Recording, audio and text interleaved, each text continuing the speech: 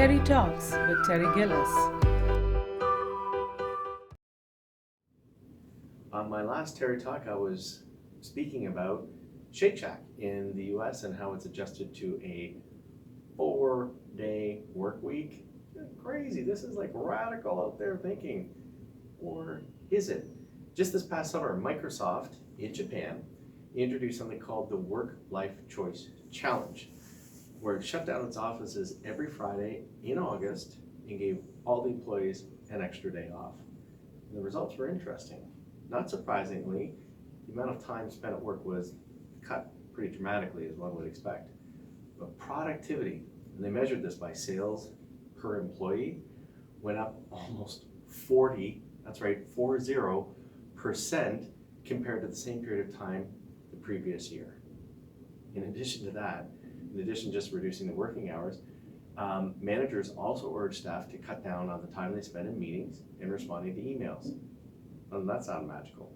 And they suggested they would cut the meetings to last no longer than 30 minutes. Employees were also encouraged to spend more time, instead of meeting, connecting back and forth with each other, of course, using Microsoft's messaging app. And by shutting down earlier every week, a nice little takeaway from that was they cut down on their electricity costs too. So some of you thinking, Terry, come on, that's Japan. Think again. Japan has really been grappling for a long period of time with this whole notion of overwork. The problem is so severe, they actually have coined a term for it called karashi, which means death by overwork from stress-related illness or severe depression. True fact.